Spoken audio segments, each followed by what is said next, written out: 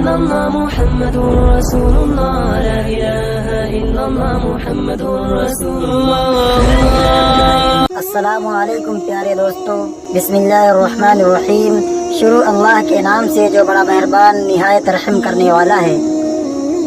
دوستو، روایات میں آتا ہے کہ جمعے کے دن دعائیں قبول ہوتی ہیں، گناہ معاف ہوتے ہیں.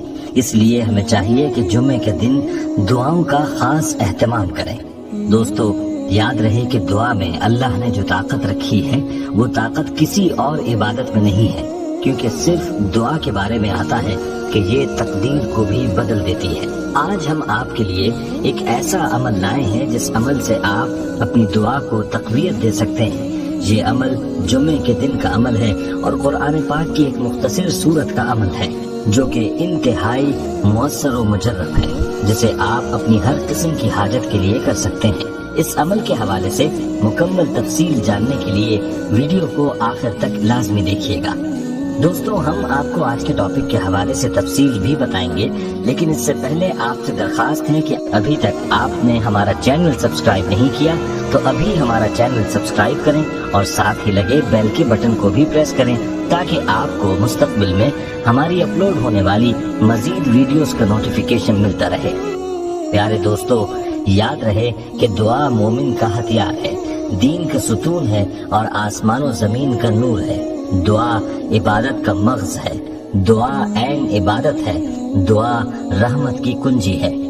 دوستو، ان ارشادات سے معلوم ہوتا ہے کہ اللہ تعالیٰ کو دعا کتنی محبوب ہے، اور کیوں نہ ہو کہ اللہ جل شانہ کی ذات غنی مطلق ذات ہے اور بندوں کا عجز و فقر اس کی بارگاہ عالی کا ہر پل محتاج ہے، اور بندے کی ساری عبادتیں اسی فقر و احتیاج اور بندگی و بیچارگی کے اظہار کی مختلف شکلیں ہیں، جن میں سے ایک دعا بھی ہے.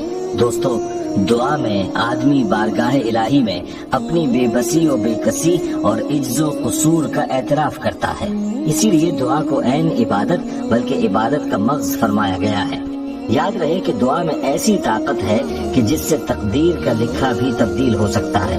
اس لیے اللہ سے دعا کے ذریعے اپنی حاجات پوری کروانی چاہیے، اور جب دعا قبولیت کے اوقات میں مانگی جائے تو وہ اور بھی زیادہ مؤثر ہوتی ہے. کہا جاتا ہے کہ جو دعا جمعے کے دن جمعے کی نماز کے بعد مانگی جائے تو وہ قبولیت کے زیادہ قریب ہوتی ہے. اس لیے ہمارا آج کا وظیفہ بھی جمعے کے دن نماز کے بعد کا وظیفہ ہے.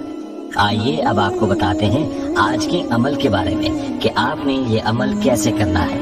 یاد رہے کہ آپ نے یہ عمل جمعے کے دن نماز جمعہ کے فوراً بعد کرنا ہے، اور اس عمل کے وسیلے سے آپ نے اللہ سے دعا مانگنی ہے اور پورے یقین کے ساتھ آپ نے اس عمل کو کرنا ہے، اور دعا کو بھی کامل یقین کے ساتھ مانگنا ہے. آئیے آپ کو بتاتے ہیں کہ آپ نے یہ عمل کیسے کرنا ہے. مرد حضرات نے اس عمل کو مسجد میں نماز جمعہ کے بعد اور عورتوں نے گھر میں جمعے کے دن کی ظہر کی نماز ادا کرنے کے بعد کرنا ہے.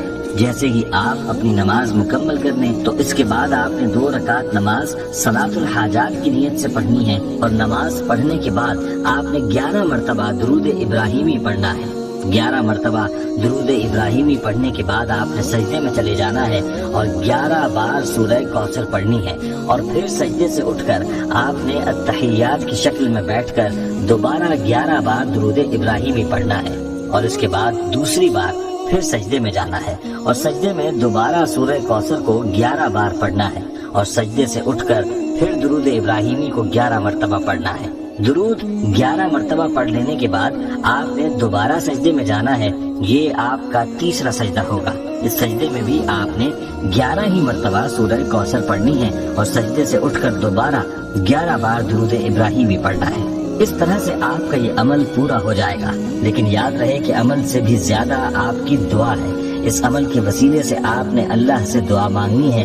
آپ کو جو بھی حاجت ہو اللہ کے سامنے رکھیں اور اللہ پر کامل یقین کے ساتھ اس عمل کو کریں. آپ کی دعا ضرور قبول ہوگی اور آپ کی جو بھی حاجت ہوگی اسے اللہ تعالیٰ اپنے خزانوں سے پورا فرمائے گا. دوستو، ہمیں امید ہے کہ آپ کو عمل کی سمجھ آ گئی ہوگی، لیکن آپ کی آسانی کے لیے آپ کے لیے اس عمل کو مختصراً دہرا دیتے ہیں. یاد رہے کہ آپ نے نماز جمعہ کے بعد 2 رکعت صلاۃ الحاجات ادا کرنی ہے. اس کے بعد 11 بار درود ابراہیمی پڑھ کر سجدے میں جانا ہے اور 11 بار سورہ کوثر پڑھنی ہے. سجدے سے اٹھ کر 11 بار درود ابراہیمی پڑھ کر دوسرے سجدے میں جانا ہے اور 11 مرتبہ سورہ کوثر پڑھنی ہے۔ سجدے سے اٹھ کر درود ابراہیمی 11 بار پڑھنا ہے اور پھر تیسرے سجدے میں چلے جانا ہے اور سورہ کوثر 11 بار پڑھنی ہے اور سجدے سے اٹھ کر دوبارہ 11 بار درود ابراہیمی پڑھ کر اللہ سے اپنی حاجات کے لیے دعا مانگنی ہے۔ اس عمل کا خلاصہ یہ ہے کہ آپ نے 3 سجدوں میں 33 بار سورہ کوثر پڑھنی ہے اور ہر سجدے سے پہلے اور بعد میں درود 11 بار پڑھنا ہے۔ درود کی تعداد 44 ہو جائے گی۔ بہتر تو یہی ہے کہ درود ابراہیمی ہی پڑھا جائے۔ طوالت کا اندیشہ ہو تو آپ کوئی مختصر درود بھی پڑھ سکتے ہیں۔ دوستو، یہ تھی آج کے عمل کی تفصیل۔ آئیے آپ کو سورہ کوثر کی فضیلت اور شان نزول کے بارے میں مختصراً بتاتے ہیں۔ حضرت انس بن مالک رضی اللہ تعالی عنہ سے منقول ہے کہ حضور اکرم صلی اللہ علیہ وآلہ وسلم ہمارے درمیان تشریف فرما تھے۔ اتنے میں آپ کو کچھ اون سی طاری ہوئی، پھر آپ صلی اللہ علیہ وآلہ وسلم نے مسکراتے ہوئے سر مبارک اٹھایا۔ لوگوں نے پوچھا آپ کس بات پر تبسم فرما رہے ہیں، اور بعض روایات میں ہے کہ آپ صلی اللہ علیہ وآلہ وسلم نے خود لوگوں سے فرمایا اس وقت میرے اوپر ایک سورہ نازل ہوئی ہے، پھر بسم اللہ الرحمن الرحیم پڑھ کر سورہ کوثر پڑھی۔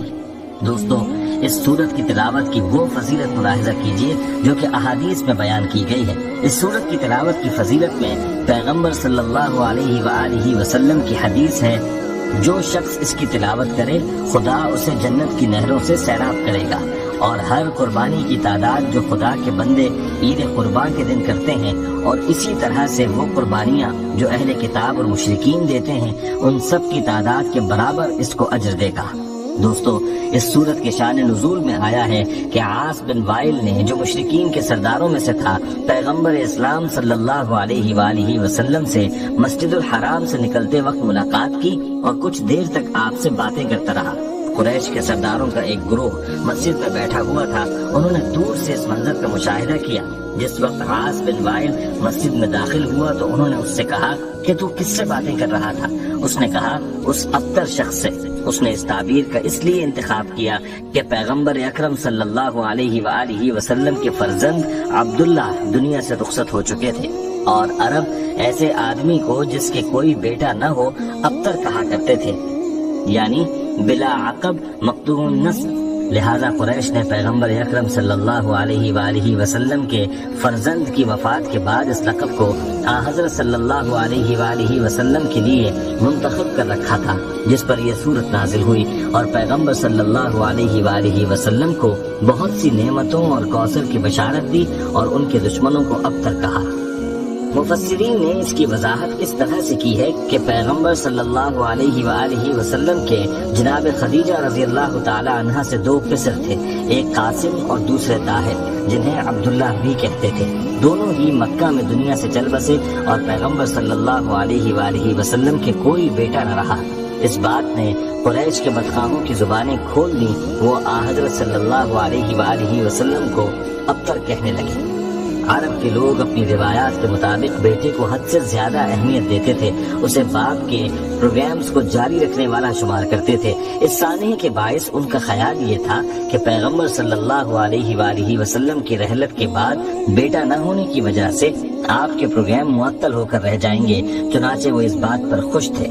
قرآن مجید نازل ہوا اور اس صورت میں اعجاز آمیز طریقے سے انہیں جواب دیا اور خبر دی کہ حضرت صلی اللہ علیہ وآلہ وسلم کے دشمن ہی ابتر رہیں گے اور اسلام اور قرآن کا پروگرام کبھی منقطع نہیں ہوگا۔ اس سورہ میں جو بشارت دی گئی ہے وہ ایک طرف تو دشمنان اسلام کی امیدوں پر ایک ضرب تھی، اور دوسری طرف رسول اللہ صلی اللہ علیہ وآلہ وسلم کے لیے تسلی خاطر تھی، جن کا قلب نازک اس قبیح لقب اور دشمنوں کی سازش کو سن کر غمگین ہوا تھا۔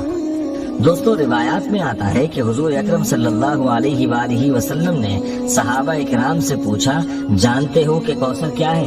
صحابہ نے عرض کیا کہ اللہ اور اس کے رسول صلی اللہ علیہ وآلہ وسلم کو زیادہ معلوم ہے۔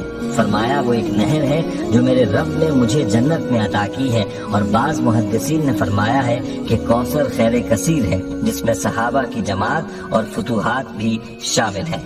واللہ اعلم۔ دوستو، آج کی اس ویڈیو کو اپنے دوستوں کے ساتھ زیادہ سے زیادہ شیئر کریں۔